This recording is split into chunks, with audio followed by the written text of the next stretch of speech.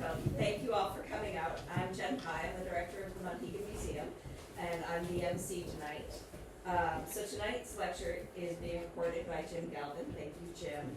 And if all goes well, it will be posted online within a couple days. And it'll be on both the Monhegan Associates and the Monhegan Museum website.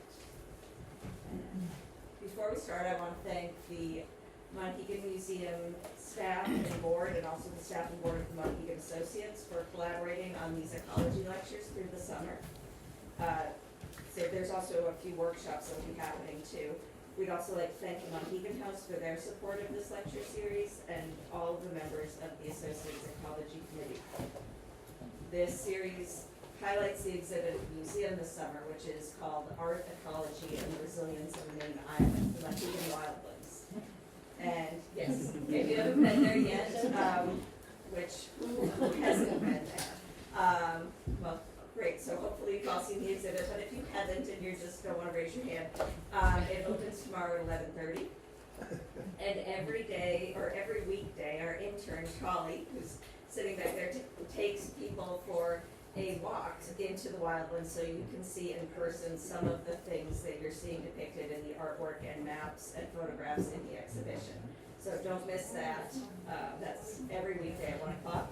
And tomorrow he'll have a more in-depth walk at 3:30 in addition to the 1 o'clock. So big thank you all to you all for attending.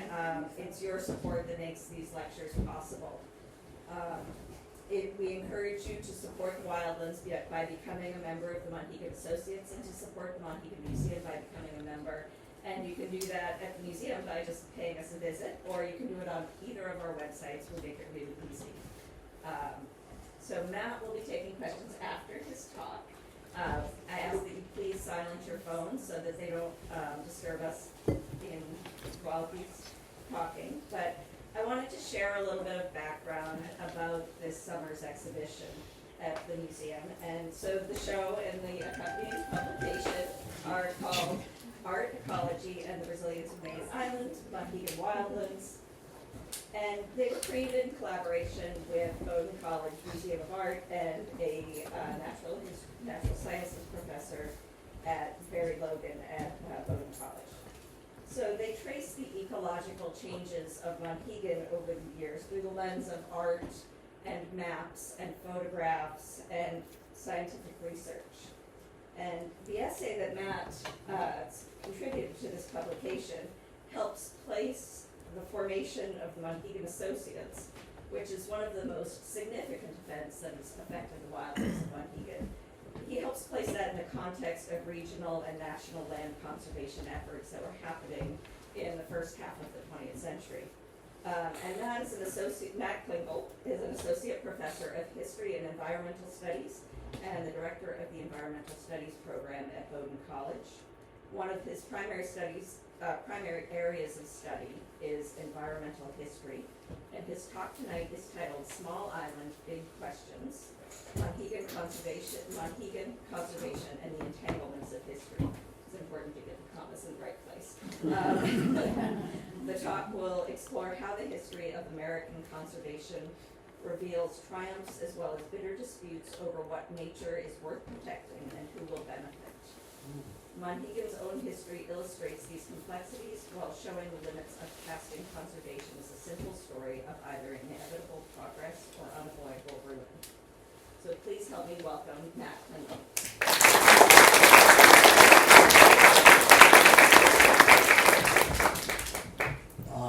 Thank you, Jen. It's great to be here. I'll confess, this is my first time on the island, although I wrote an essay about the island. The historians live and die by documents, and fortunately a number of people have read documents. I've got a couple of acknowledgments here before I jump into talk. So it's a real honor to be here and to meet people we've met before, as well as people we'll meet the first time. So a few acknowledgments. First, I want to thank Doug Boynton, who helped me through, he was introduced to me through Barry Logan, my colleague at Bowdoin, to provide the context and connections, and put me in touch with Jen Pye, Rebecca Fitzpatrick, and Tish Miller, both organized my visit and shared images and documents, and Jim Galvin, who's responsible for the technology for this evening. I want to thank Melanie Tucker and her crew over at Monhegan House. We'll be staying the night, and have already been so welcoming in so many ways. Of course, Barry Logan, who's the Samuel Butcher Professor of Natural Sciences at Bowdoin, and Frank Goodyear, who's the co-director of the Bowdoin Museum of Art, plus Jen for inviting me to join the exhibition and write an essay for the catalog, and Monhegan Boat Line, who made the passage enjoyable even though we had some swells. So for about the next 35 or 40 minutes, I want to talk a little bit about Monhegan in national context and briefly in international context. I have a fair amount of images, so I think it's important to teach with images. And I also want to give a quick overview of this talk. This talk has 5 parts. The first part is a little bit of the history about me as a historian. The second is conservation and context, Monhegan Island, and then re-embroidering that with environmentalism and the present and possible future of Monhegan. So let's get started.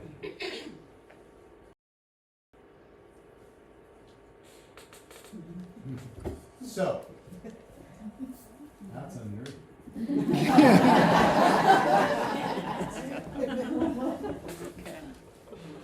It's not advancing here, Jim.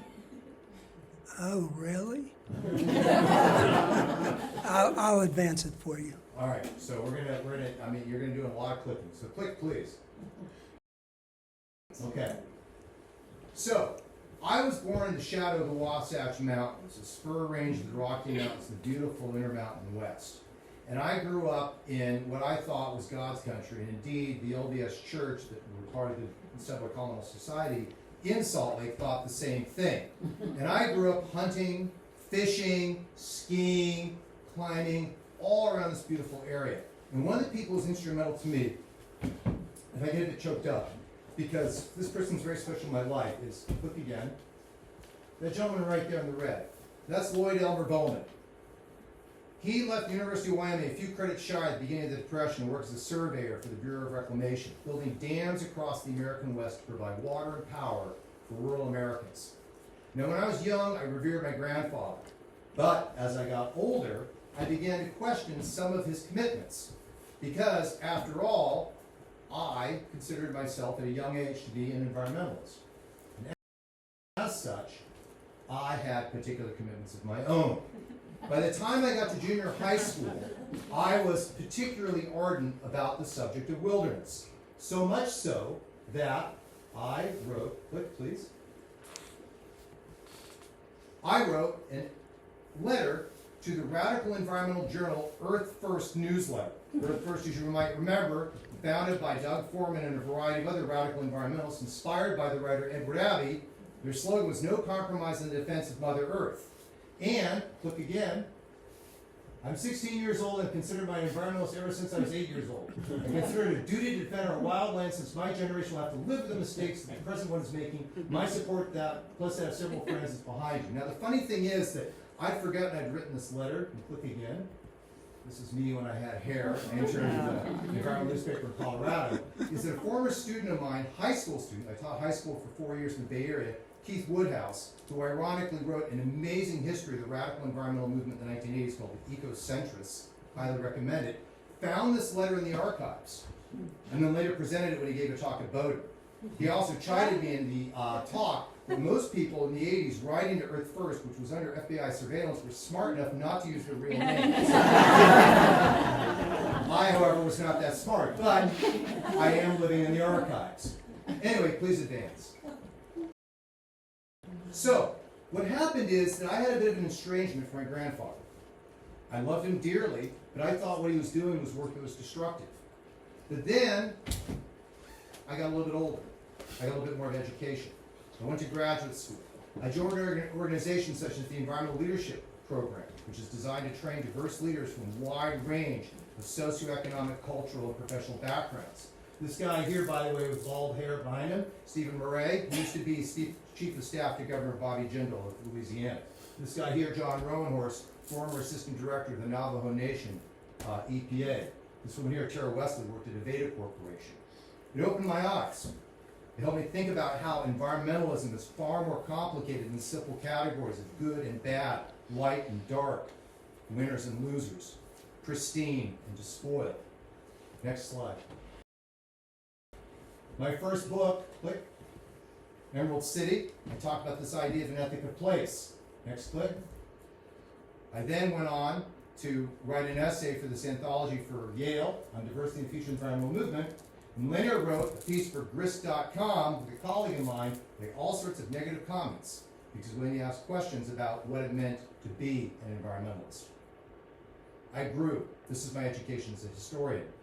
And now I'm going to share with you is what I teach for many of my students at Bowdoin in the Environmental History of the United States course that I teach every fall. Next slide.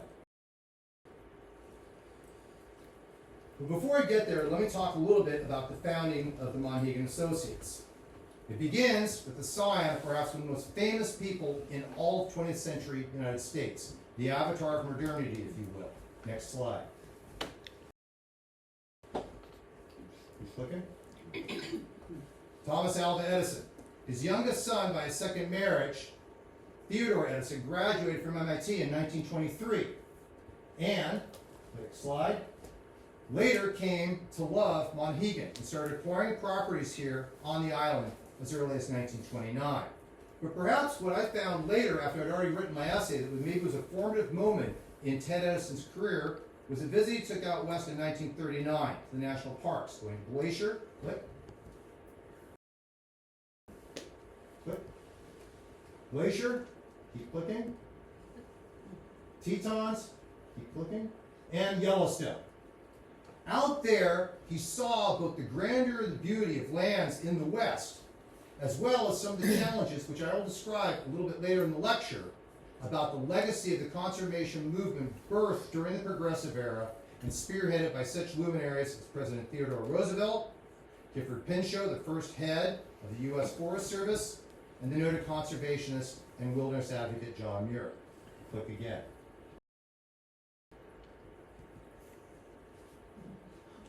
So in 1954, he helped found Monhegan Associates. And this is the key point that's going to be the entry point for this lecture. Click again. Is this, taken from a detailed letterhead, is the mission of the Associates, dedicated to preserving the natural wild beauty, biotic communities, and desirable natural, artificial, and historic features or portions of Monhegan, as well as the simple, friendly way of life that existed on the island as a whole. That's a big remit. But what I also want to emphasize is that it calls into question what is natural, what is artificial, what nature is worth preserving, and who benefits from that protection. This is where I get to the next part of the lecture, is about putting conservation in its broader context.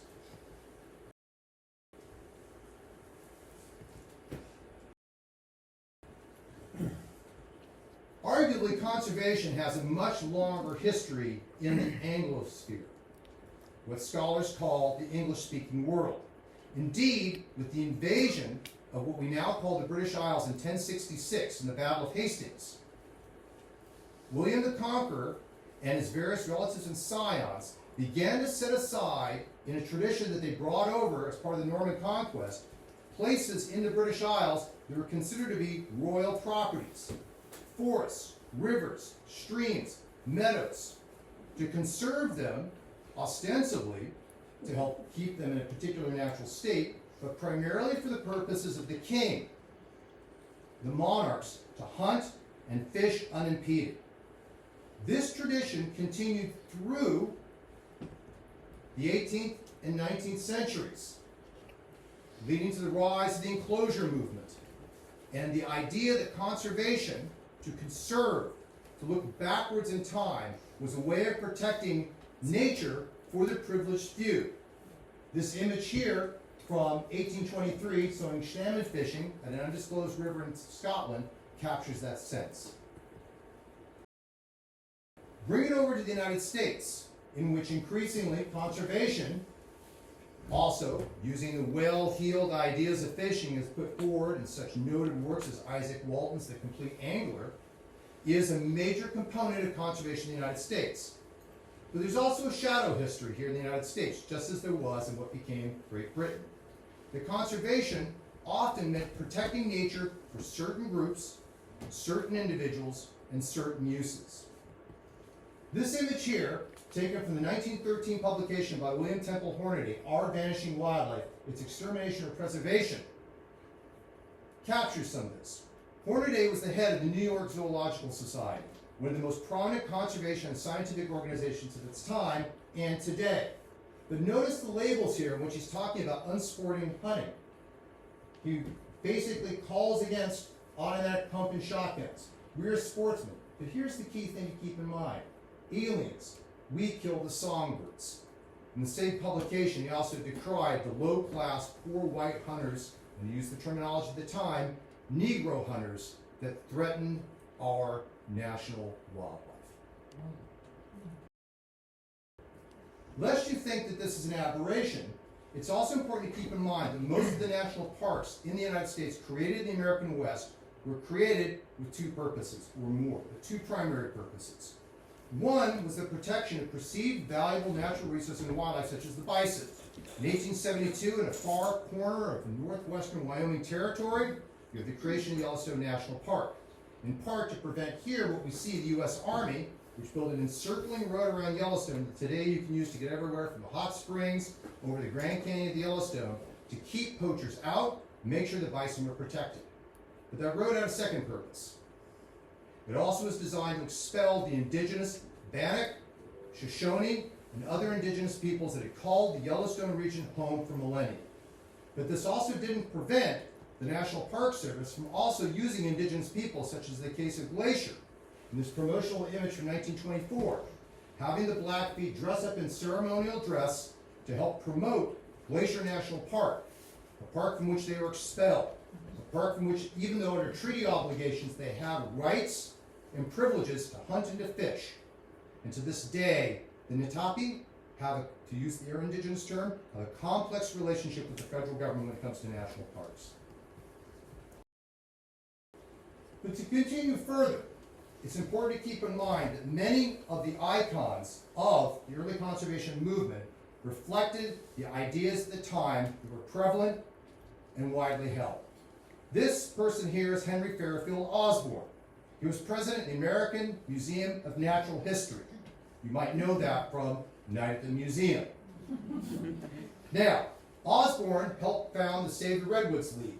He was active with bison conservation. He was active in creating national parks. He was also an unrepentant racist and eugenicist who helped popularize ideas of polygenesis, namely that human beings may have derived from an earlier stock of primates, but the more advanced human beings, meaning white Caucasians, came from a particular stock that distinguished them from other peoples. Lest you think that this is a tradition that has been relegated to the past, I introduce to you the next figure. This is Garrett Hardin. He's perhaps best known for his idea of the tragedy of the commons, which was published in a seminal science paper in 1968. Drawing from the ideas of the Scottish economist Thomas Malthus, he argued the population increases faster than resources, and going back to their earlier tradition that I mentioned of the commons, the idea of lands open to everyone, that if too many people got too much access, all would be ruined. Except that Hardin was, like Osborn, an unrepentant eugenicist. Late in his career, Hardin wrote frequently for anti-immigrant publications. He, along with other noted environmentalists such as Edward Abbey, promoted the idea that unrestricted immigration, particularly from certain parts of the world, diluted racial stock, brought down collective intelligence, and posed a threat to wilderness. Edward Abbey and Hardin advocated building a wall on the southern border. Next slide. Unless you think this is an outlier, as late as autumn 2013, Dave Foreman, prominent in the formation of Earth Island Institute as well as Earth First, argued more immigration equals more Americans equals less wilderness.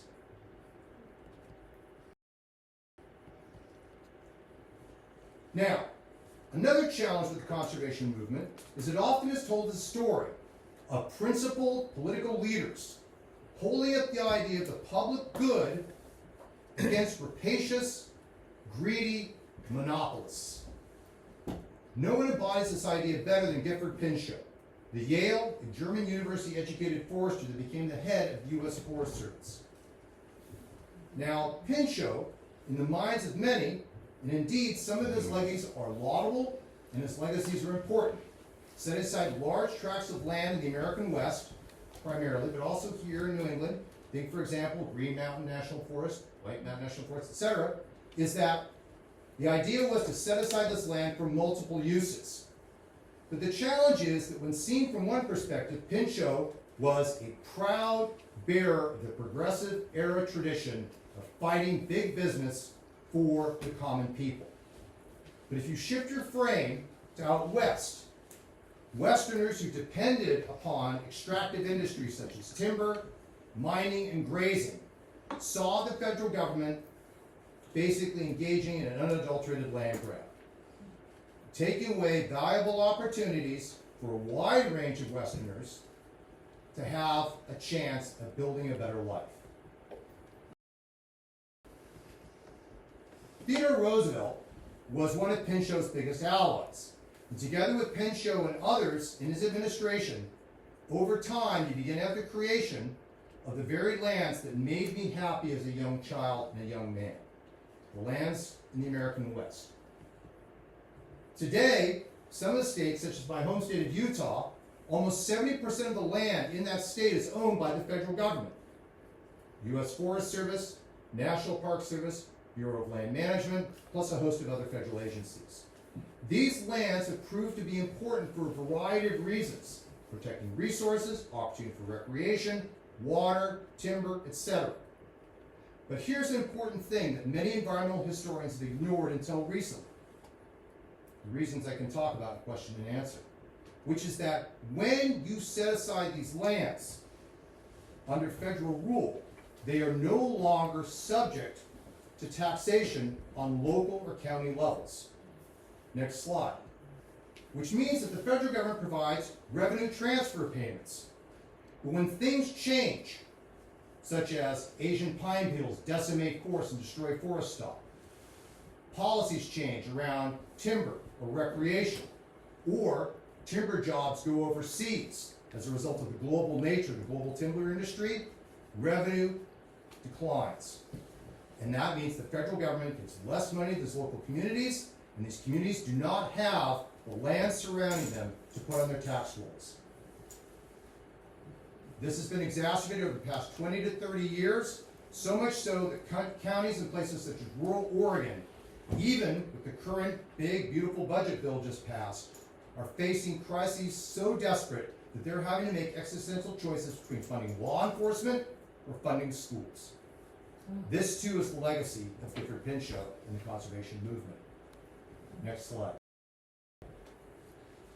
But Maine represents something different. And it was from this tradition in part that Ted Edison and the Monhegan Associates drew some inspiration. Namely, that Maine became one of the first states in the country back in 1867 to create the Maine Fish Commission, which added game to its mission in 1880, and the Sea and Shores Fishery Commission in 1895. These were some of the first in the country that were locally based and focused on trying to manage these resources. Today, their successor agencies are Inland Fish and Wildlife, or IF&W, and DMR, Department of Marine Resources. Part of the reason was that early on, Maine had to learn to balance on a local level outside interests for either industrial purposes or for recreation against the needs of its citizens to feed themselves and provide livelihood. Next slide. There was also another example, and this was in a young Bowdoin graduate and heir to a cannery fortune by the name of Percival Baxter. Baxter began to acquire lands around Mount Katahdin in 19-teens and 1920s, eventually creating Baxter State Park, which became a model in some ways of an alternative to the federal park system. Baxter had thought initially about wanting to donate his park to the federal government, but after seeing the ways in which federal lands were mismanaged in his mind, too many concessions, too many, not just concessions in terms of selling things, but concessions to private industry and other entities, Baxter decided to create an independent state authority to be funded partially with logging operations in a corner of the park and working with local residents to set aside lands to be called Forever Wild. This too was an inspiration for Ted Edison and Monhegan Associates. Next slide. And here's the challenge Edison faced on the island, which is that unlike in the minds of many of the early conservationists who went out west to set aside lands, conveniently decided to push aside indigenous peoples as well as local residents, Monhegan had long been a dynamic people place. The Wabanaki had occasional presences out here prior to permanent European American settler colonial presence beginning roughly about the 18th century. And early on, two of the major forms of subsistence on the island, as across all of New England, were fishing and farming, which meant that the island had a long presence of being a peopled landscape. But by the end of the Civil War, there was the rise of something here along the Mesa coastline known as the rusticator movement, in which people looking for beautiful, pristine nature would come up here during the summers, hang out, go back home, come back, maybe take up some plein air painting, maybe hunt, maybe fish. So much so that by the 1890s, coastal Maine had become a major destination. Bar Harbor, you may have heard of it, it's lit up the coast. This is an aerial view by Albert Poole, and by 1886, by 1890, Bar Harbor had become kind of a northern analog of the great resort communities such as Newport, Rhode Island, or Martha's Vineyard in Massachusetts. But many on Monhegan were questioning if that's the direction they wanted this island to go. This is the exhibition, by the way, up at the Monhegan Museum. This is by Frederick Doris Steele, Beautiful Monhegan, in ironic scare quotes, from 1908. Already by 1908, Steele and other residents were beginning to ask questions about what the rise of a new form of extractive industry, not farming, not fishing, but tourism might have on the landscape of the island. With this new influx of seasonal visitors, of tourism, began such problems as people going out and botanizing, and taking plants, and taking them home, ripping up the wildflowers and the native grasses. And of course, the problem then as now with fire. Other challenges were with the expansion of the extractive economy of tourism, of building trails, thereby further altering the landscape to provide access for people that wanted to be close to nature, in whatever form they saw best, but also others who wanted to recreate nature, something familiar back home. Sometime 1954, 1955, we had the introduction of deer. And with them, as you'll learn if you go to the exhibition or read this book, or perhaps don't check your legs too carefully if you came here at an earlier time, with the deer come all sorts of other wonderful things, such as ticks. Next slide. In short, by the time that Edison begins to acquire properties here on the island, on the eve of the creation of the Monhegan Associates, you have a people dynamic landscape that is going to pose particular challenges to earlier models of conservation that have the fiction of a pristine, uninhabited, untouched wilderness.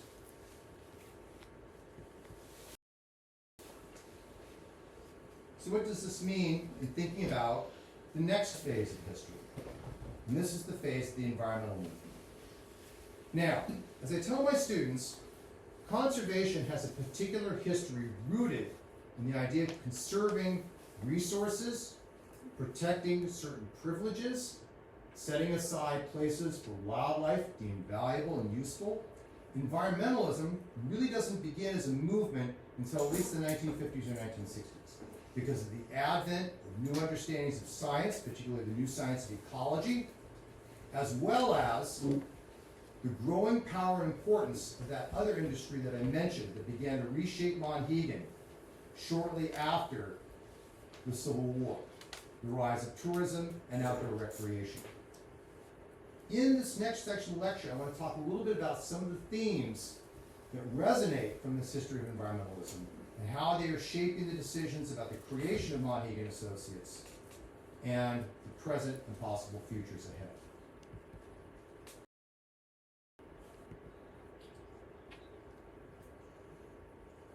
One big particular challenge in thinking about environment and history with environmentalism is fire. The historian Stephen Pine, who probably has one of the best names of an environmental historian ever, PYNE by the way, has written numerous books about fire. And he says that basically for the past 300 years onward, we've lived in what he calls piracy. Pine is also, as other historians have written about, that even though evidence presented from both indigenous peoples that inhabited North America prior to European arrival, as well as scientists in the 19th and 20th century understanding at the time forest dynamics, fire came to be vilified. In particular, under the agency of the U.S. Forest Service, fire became an enemy.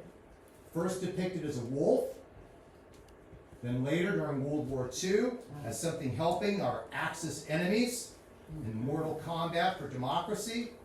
And then, when they found a singed bear cub in the Tonto National Forest in New Mexico, right on the end of World War II, we had a new mascot, Smokey the Bear. This shameful waste weakens America. Remember, only you can prevent the madness. Green forests give us strength. Only you can prevent forest fires. And then, of course, like everything, it has to come back to Disney. The point being is that science, as part of the environmental movement, became entrenched in the concept of forest management around almost no fire whatsoever. Zero fire, despite the fact that fire has long played and continues to play a dynamic role in a variety of forest ecosystems. The result of this policy came home to roost in a significant way in the 1980s. Yellowstone. America's first national park, arguably the world's first national park, burst into flames.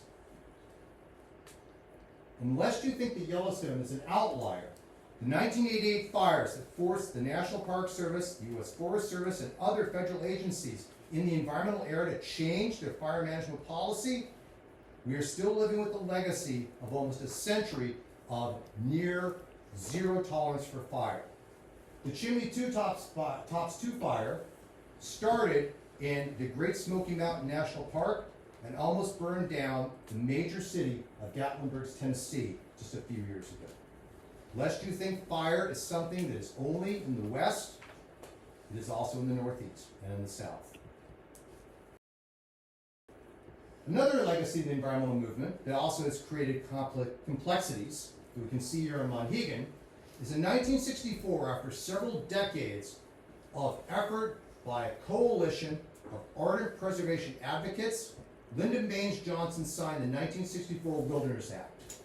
This act helped to establish by law on federal lands, primarily out west, but now across all 50 states and territories, property set aside in which human beings would be a temporary visitor. But Johnson's signing of the 1964 Wilderness Act also happened to coincide with the explosion in the outdoor industry.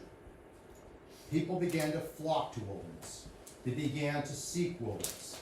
National parks, national forests, BLM land became go-to places.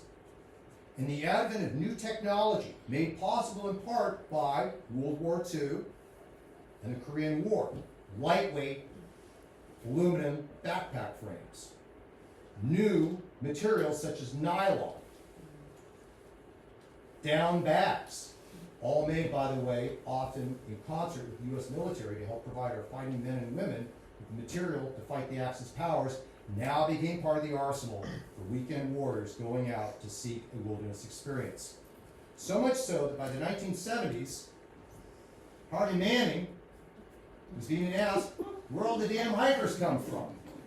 As many of us know, living through the recent pandemic, it is hard to go to many trails, whether it's the Beehive in Acadia or the Zion's Narrow in my home state of Utah, without encountering crowds of people.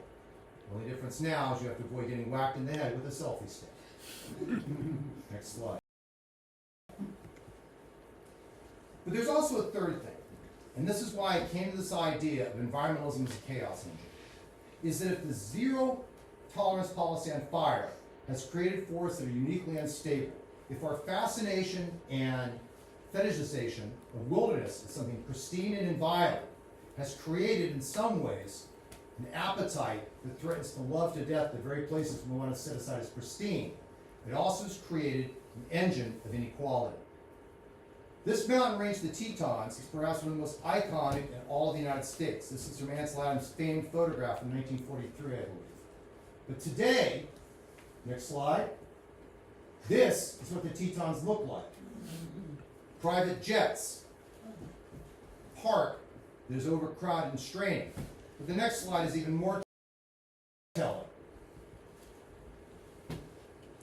City under U.S. Census designation, as well as county, with the largest income gap in the United States is Teton County, Wyoming, and the Jackson metropolitan area. Next slide. We can't go back, we went a little too quickly. But anyway, basically the point right here to say is that Teton County, the top 1% earn 148% more than the bottom 99% in Teton County. Unless you think this is just some aberration, here's Jackson, Wyoming, Idaho. Click. Click again. All of these places are proximate to major tracts of public land through forest, wilderness area, or BLM land. Some of the highest priced real estate, the largest places in the country with an income gap. You want to read a good book about this? Read a book by my colleague, Justin Farrell, again, who teaches sociology at Yale. This is an amazing book. He grew up providing turn-down service at beds in Teton County and in Jackson, and lived in a double wide in Hoback Junction. He had the experience of seeing this firsthand, and then went back to write a book about it as a sociologist. Unless you think this is just something in the West, this is from a recent issue of the New York Times. Good luck living on Nantucket if you aren't in the 1%. Next slide. So how do we deal with this in a place like Monhegan? It's a way of closing.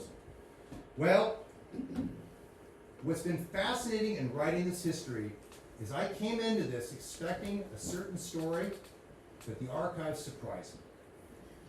That's the exciting thing about being a historian. Because, to be fair, Edison, next slide, had his own particular biases about how he wanted to set up Monhegan Associates.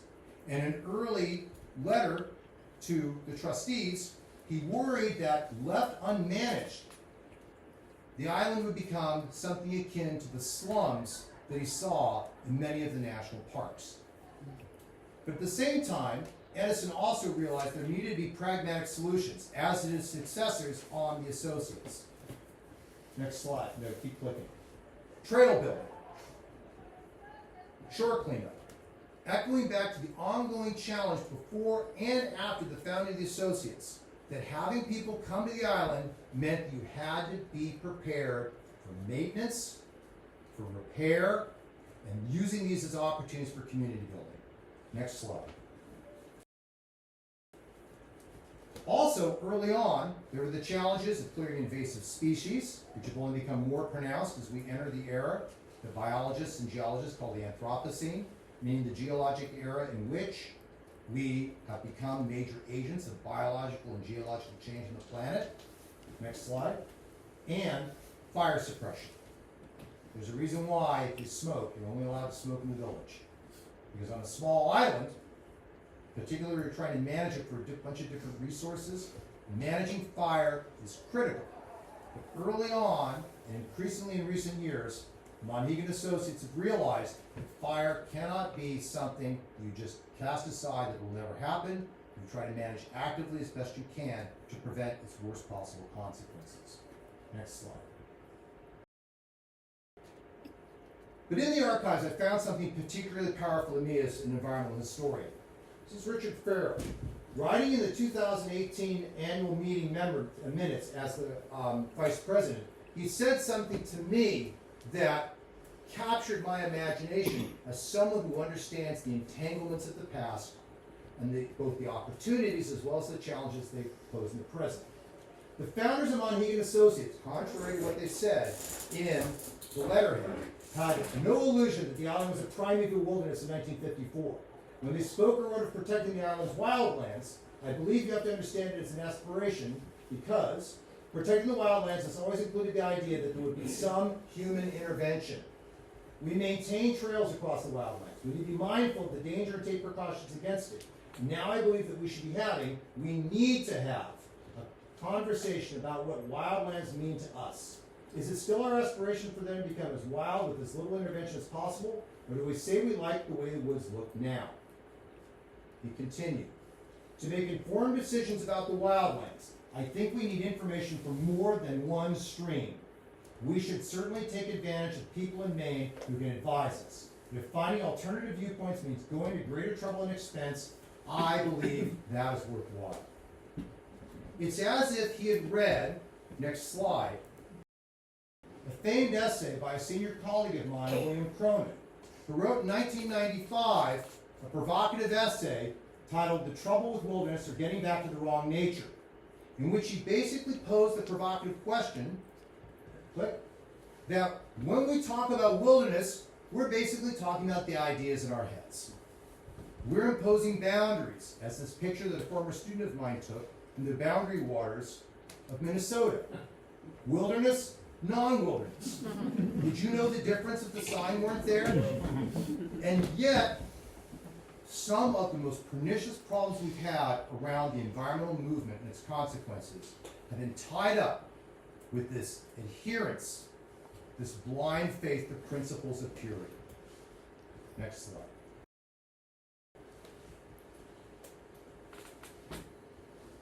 One thing that also inspired me is finding out that early on, the Monhegan Associates, meaning early on over the past 2 decades, has grasped the thorny nettle of what I described just a moment ago about environmentalism as being a chaos engine that creates gentrification.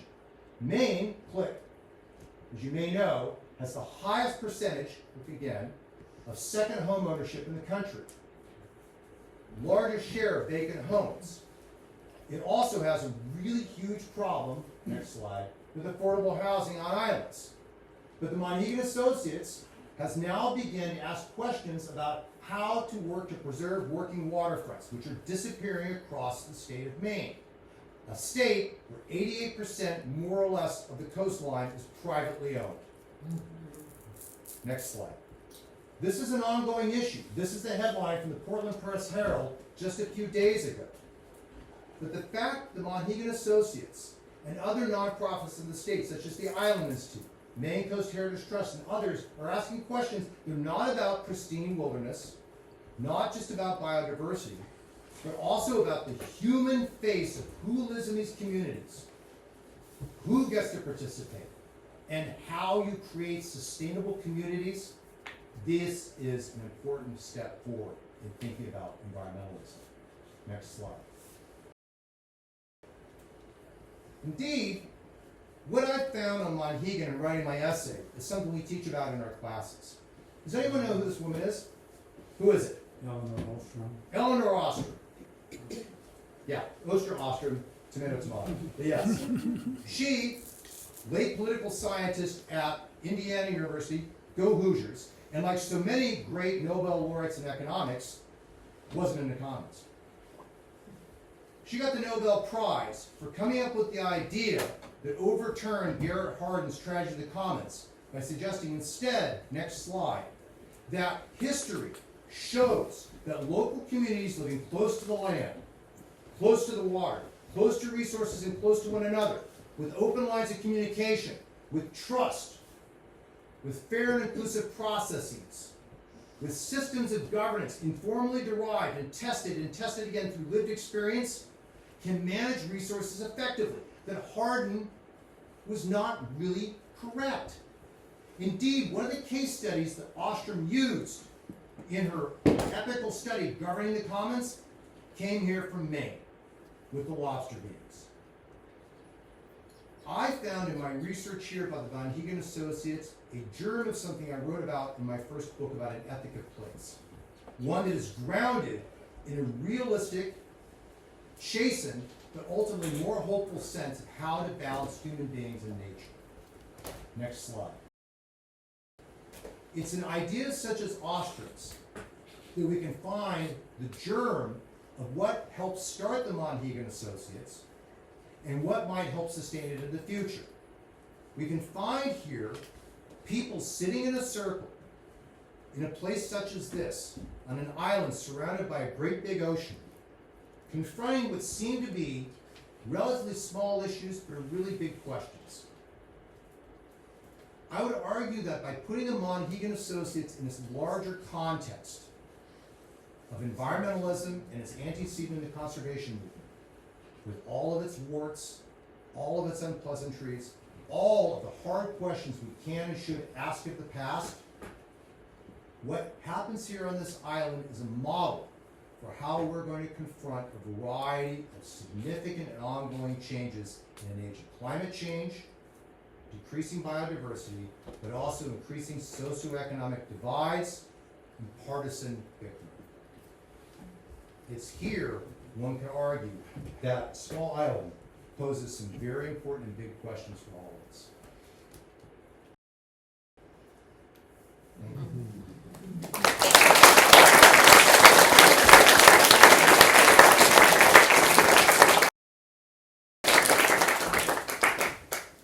Thank you, Matt, for that thought-provoking talk.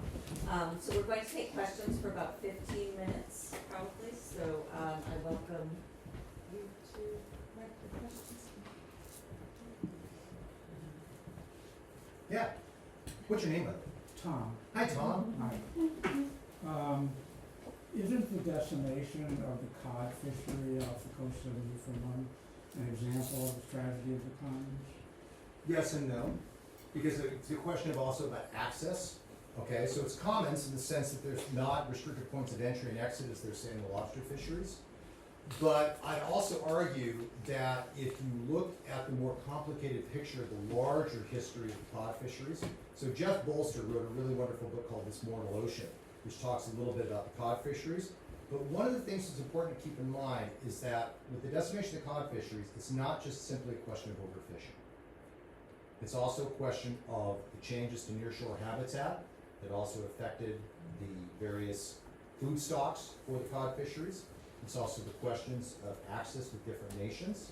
So one could argue that yes, it is a good example of a commons problem, but I'd also argue that the challenge with addressing the cod fishery can't be the particular top-down management, which is something like Garrett Hardin might talk about in Tragedy of the Commons as a solution to that.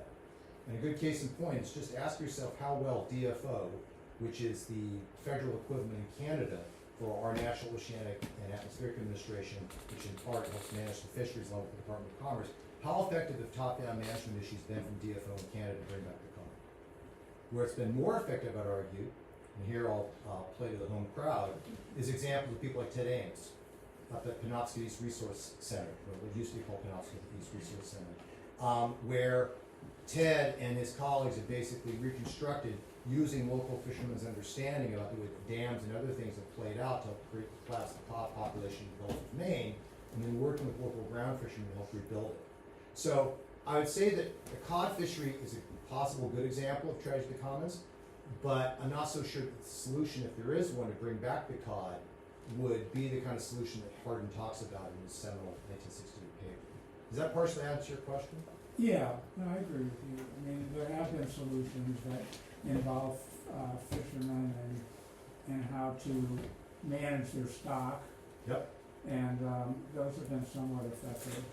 Yeah, and I think that one thing that often I think, and this is where it goes back to Ostrom, the idea of co-management, is it's not as if though there isn't a race, if you will, to the bottom. Like you have a certain amount of time to go fishing, you need a certain amount of time to be able to get what you can, get back to port, sell it. So there is an incentive to want to drive down a common resource. But yet, people that are out on the ocean see things that biologists who only come in there episodically don't. Getting those conversations going and thinking about that. at least in my understanding of like the history that I teach, has been far more effective because you're building it from the ground up, or from the water, if you will. Thank you. Yeah, a good question. But I do recommend Jeff Bolster's book with some qualifications. It's a fantastic book about the history of the North Atlantic fisheries.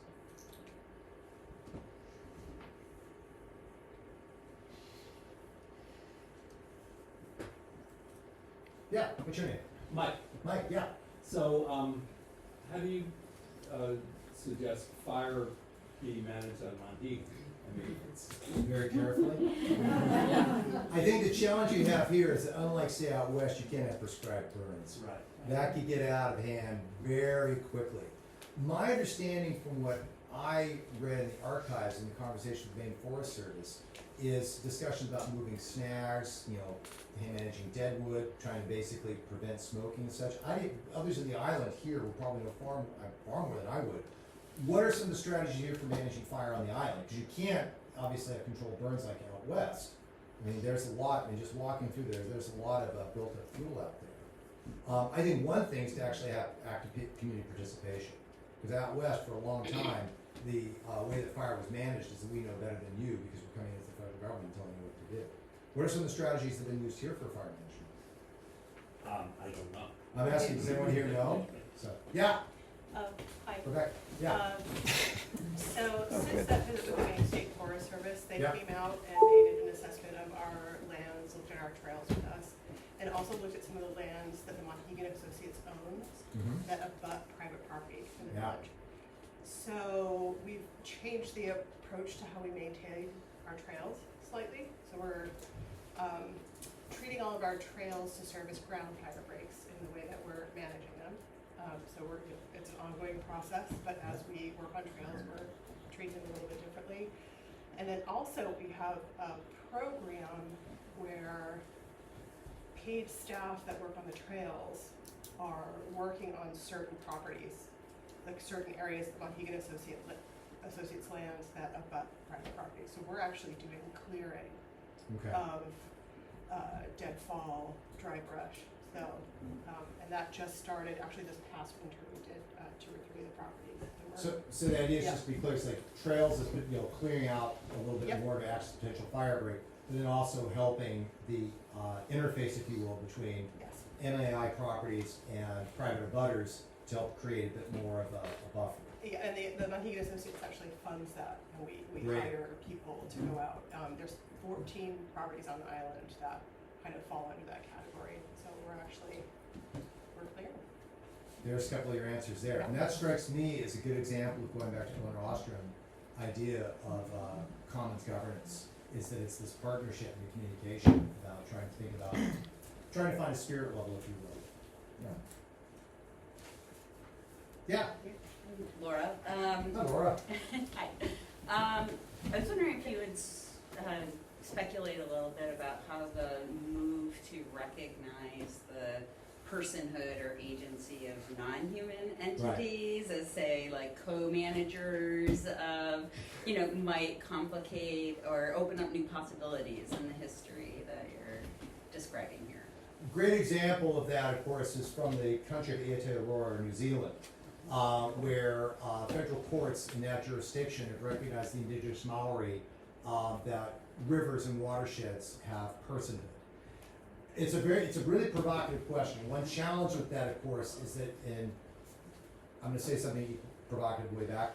It really helps if you're an indigenous community, if you want to get something from the settler colonial community, to beat the hell out of them and get them to sign a treaty, because then you have legal obligations. And one thing is with the Maori in Aotearoa, New Zealand, is that as a result of the treaties that they've signed, there's changes within New Zealand law that have been able to advance that in a certain way. I think, as far as I know, the jury's still out, but I think it raises some provocative questions. One is, of course, is that when we're thinking about personhood of watersheds, forests, things like that, very often those concepts of personhood do not exist within the Western epistemology, they primarily exist in an indigenous epistemology, which means that there has to be conversations with and indeed recognition of indigenous sovereignty and bringing those communities to the table. That's one thing. The second, however, is that even with that complication, we need to avoid the trap of what many people have talked about as sort of this sort of ecological Indian, to use a term from the anthropologist Shepard Kretsch. Namely that indigenous peoples do have a particular understanding of this idea of personhood with non-human entities, but that does not mean that all indigenous people necessarily figure into that. So one challenge I'd say with this idea of personhood is trying to locate the locus, if you will, of apologies to Dr. Susan the Lorax, who speaks for the trees. And so it's the question that, and this was actually famously posed by Justice William O. Douglas in, I think, the Storm King case, where he asked, do trees have standing? So in our Western system of Anglo-American law, corporations have personhood. Mitt Romney reminded us of that a while back. He was technically right. He just got turned around for a variety of things that we do recognize personhood of corporations. So how is it that a non-human entity would have that, and who would speak for that? It raises a really good question. I'd say here that probably the most, it's a little bit of an angle to it, Laura, but along those lines is that the case that I think is really interesting is Montana v. Held, which is the case with the kids in Montana suing the state of Montana because the Montana Constitution guarantees a right to a clean environment, and they basically sued it, and the Montana Supreme Court upheld the children, the kids. And so that's not the same as granting personhood to like a watershed, but I think that represents an interesting avenue. I hope I'm answering that. Well, yeah, I mean, I guess I wanna, if I can follow Sure, up please. briefly, like, I guess I'm not thinking solely in terms of a legal standing, Okay. but thinking in the context, say, of Monhegan, like, I Oh, think a community. lot of us, community, and thinking, like, I think a lot of us were interested in some of the speakers in last year's ecology series who were bringing data from studies of, unmanaged areas that had really interesting information about how healthy ecosystems overcome invasives, for example. Yep. And so you start to think about, some of the non-humans here as partners and what you can do to help them, right, do the work that they want to do, right, in having a healthy biological community here. So not necessarily as a legal entity, but as a partner, right, in some community efforts that you have. I think it sounds really promising. What would be one example for here in Monhegan where you'd have a non-human participant, if you will, in these conversations or processes? What would be an example of a non-human? Well, okay, so I mean, in the example that I was kind of gesturing toward, like thinking about some of the native plant species that are maybe contesting territory with some of the non-native species, and thinking about what we seem to be observing about the impact of human interference trying to eradicate invasive species, actually assisting those invasive species. Okay. And so think about what can you do to not interfere in order to assist the native species. I think it sounds like a great idea. I mean, it's just, but The only challenge I'd say is that you're right, that sometimes efforts to eradicate invasive species create more disturbances, which invasive species particularly like, and it kind of becomes a bit like that scene from I Love Lucy with the chocolates, where they're pouring out, Lucy and Betty White are eating more and more of the chocolates. It's a great question to ask. I think the only, I guess, wild card in all this, of course, is climate change. yeah.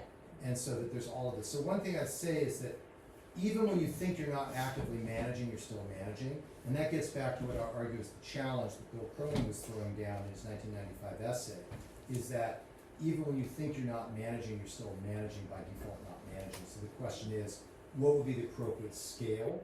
In which case, if you're removing an invasive like purple loosestrife, to think of something down there where we live, I'm not sure it's what's the trade-off with that? It's a great question, and I think it's one worth asking. Does that help a little bit? Yeah, Thank you. yeah. Other questions? Yeah. What's your name? My name is Chris. Hi, Chris. It's kind of a messy question and comment, but I'm curious to hear you reflect on the role of scale in both the tragedy of the commons and the sort of management issue. Because when I'm listening to the discussion, I'm thinking about my own family's history of the island. Full disclosure, Doug Boynton's my uncle. Oh. So like in the cod fishery, right, and what I've seen happen in my life here with the fisheries, there was a brief period when the sea urchin industry opened up. And there were about 5 or 6 of us on the island who wanted to get in on it. We were divers, and because there wasn't really no reason to dive there. And the first like 2 or 3 weeks of the first season, we all went in different boats and were essentially competing. Mm-hmm. But because of Monhegan's history with lobstering, and you mentioned the lobster gangs, very quickly we saw the same dynamic. And we didn't want to go very far. We were all using local tenders. It was going to be Monhegan, the ledges around here, maybe as far as the George's Islands. So we all got together and said, look, let's work together. And we all instantly sort of self-imposed the same set of practices, because urchins, urchins feeding on the kelp were very valuable, Yeah. and the ones lower down were not worth much at all. So we all agreed, let's just take the valuable ones that are right, and then we can come back a week later, a month later. We thought we'd have this nice little side fishery.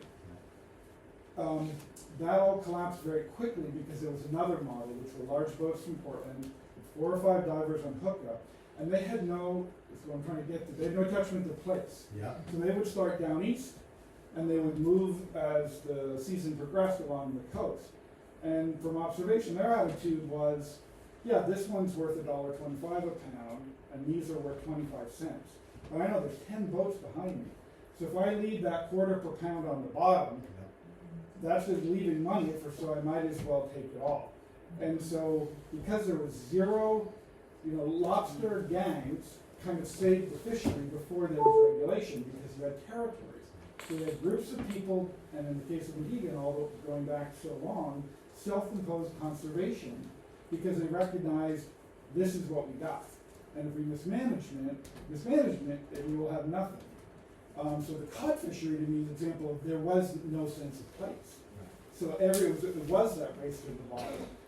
I want to draw an analog to this also to our small community, and I'm a trustee, and of Monhegan Associates, that I think we're doing okay. I'd be curious to hear, but again, there's this issue of scale relative to Yellowstone or the Grand Tetons.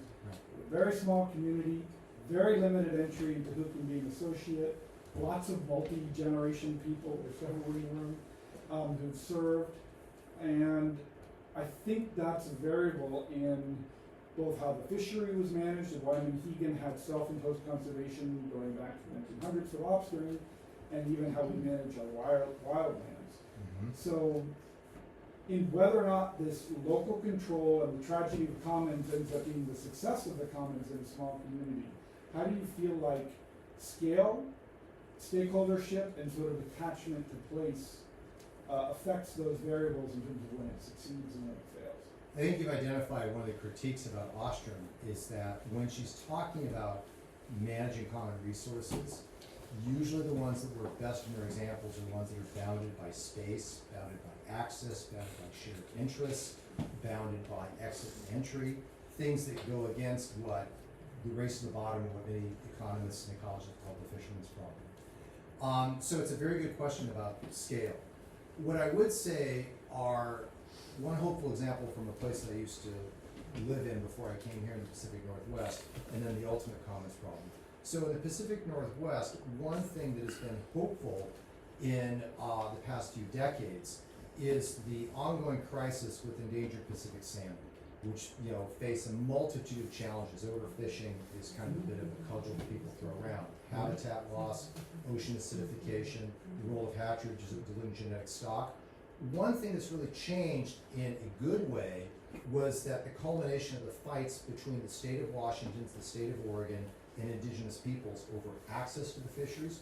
Once indigenous peoples were, by court order, beginning in 1974 with the Bolt decision and a variety of other decisions, created as co-managers, even in the face of a lot of these challenges, there seems to be much more of a broader attachment, broader buy-in, even if some of the commercial fishing still resent a lot about the access of indigenous peoples coming in that even as though the Northwest is facing a host of challenges to its salmon runs, the fact that there's this broader buy-in, there's this kind of creation of a new scale of place around, Timothy Egan once wrote in his book, The Good Rain, the Pacific Northwest is where the salmon can get to.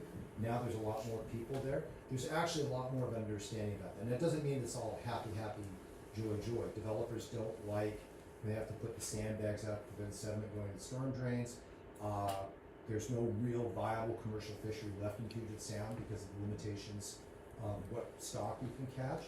But I argue that's a hopeful example that maybe you could scale this up by finding some common point of interest and having a point for people to discuss. The real scale problem, the ultimate commons problem, is the global commons with the atmosphere. And that's the huge one. But what I'd argue is at least those that I think that feel optimistically about Ostrom's idea is go back to your initial conversation about the sea urchin. There's a really lucrative market in Japan, people love to eat their uni, you get the sea urchins. So those first movers decided that they collectively had a responsibility to try to manage it. Now you have other people coming in, and that makes it difficult. The question here with the climate is to what degree the first movers on climate, to kind of try to take this a little bit, not really answer, but just for a question for everyone to think about. The first movers on climate are the industrialized West. To what degree are we willing to think about points of entry, points of exit, what sacrifices we're willing to make to think about the climate and the global commons? I'm not so sure you can scale it up on that level. I'd like to be optimistic you can, but I don't know. So I think Monhegan, from what I can realize here, is doing a great job. The question of scaling it up is a big one, and that's the limitations of Ostrom's idea. Does that help answer your question? Yeah, but and as we're seeing this right now with the sea urchins, with of course the elders, which has now become like a real, lucrative and problematic fishery. So, yeah. One last question. Hi, what's your name? Elena. Hi, Elena. Hi. So this isn't actually a question, this is more a comment on what Chris was saying, that, I spent a lot of time on Monhegan, and my year-round residence is on Peaks Island, which is only a little bit bigger than Monhegan, but it's part of the city of Portland, and it's closer to shore, it's about 3 miles out. And it's founded by the same families, the Brackett's and the Trefetherans and the Sterlings. And I see so many things on Monhegan that work well, starting with the Monhegan Associates that I'm just so grateful for, because on Peaks the development happened, and if you've been there, you know it's a suburb. It's paved, it's houses close together, it's probably 600 people, and it's a zoo. It's a chaos of golf carts, and it's like an amusement park in the summer. And there's also no dialogue like this, like what you're referring to about the people coming together to decide. The community on Peaks doesn't seem to have that consensus building or even that feeling that we're all working together. It's more like this is mine, and I want what I want. And so I just feel like whatever is happening out here is just so amazing, and I see it in action where the community works to solve problems, whether it's moving the freight shed back into place or what you're doing with fire breaks and stuff. The conversation really happens, and decisions are made, and then they're implemented. May I ask you a question of you, because I've lived in Brunswick for 20 odd years, but I don't get down to Peaks a whole lot, mainly because I don't want to get my golf cart. But all joking aside, is there a land trust on Peaks? There is. It's more in the center, and they preserve mostly the land that was seized for the forts during World War II, Okay. and that was turned over to land trust, and there are other lands, but it's in the center, and it's not cared for the way it is here. It's preserved land, and there's trails, but it's Okay. not the same. The reason why I ask is that, speaking for myself, one thing that was a revelation moving to New England was the power. Land trusts weren't necessarily invented in Maine, but kind of like the motto of Gelato Fiasco, which is from Brunswick, they were perfected in Maine, one could argue. Gelato's invented in Italy. Is that, supposedly. Anyway, I would say that the land trust for me has been a great example of thinking about my own community, about where these things come together. And seeing the land trust, I'm on the advisory committee there, seeing the land trust over the years go from this like almost frenetic sense, we gotta preserve a lot of land, to also think about housing, thinking about new manors, thinking about community agriculture. It's the locus where a lot of these things come together. So I'm just, man, I don't know peaks, but I'm just wondering if if you've got an active land trust, even if it may be somewhat moribund. Do you have a good library? Yes, we do. Yeah, Yes. yeah. Libraries in Maine are awesome too. Libraries in Maine kick ass. Excuse my language for the people at home. But libraries in Maine are great. If you've got a library, if you've got a land trust, and you've got schools, I think you've got three things right there to have that beginning of an ethic of place. And even if maybe there's not the wildlands that are here on Monhegan, but there's places that the kid can go and ride their BMX bike, someone can go walk their dog, someone can get a moment of silence, someone can see a merlin chasing a squirrel or a bird. That's the beginning of what you need for what you have here. I mean, I'm not saying it's easy, but that, I mean, not to sound too Pollyannish, but that, to me, is, you've got all the things there, if you got it, just gotta make it happen. Just don't have the squirrels. Squirrels can be overrated at times. Ask anyone who's had their transformer get blown up with C&P when a squirrel doesn't. I'm grateful for Monhegan Associates and what they've done here. No, they bring someone there from Monhegan Associates, talk to the land trust there. Thank you. Thank you, really appreciate it. Before you all go, I just wanted to quickly let you know that we have this collaborative lecture series all summer long, the Monhegan Museum and the Monhegan Associates. So pretty much every Thursday night through at least mid-August, we have a different event happening, so check the Rope Shed. Next week, I'll be in conversation with my co-curators of this summer's exhibition at the museum, Frank Goodyear, co-director of the Bowdoin College Museum of Art, and Barry Logan, professor of natural sciences at Bowdoin, and so we'll be talking about kind of the anatomy of the exhibition and how it came to be. So I hope you join us, but again, every Thursday for the next month, there's a collaborative lecture going on. And so finally, we would really appreciate it if you would help us carry the chairs to the shed. So if you could hold your chair and take it on your way out, we'd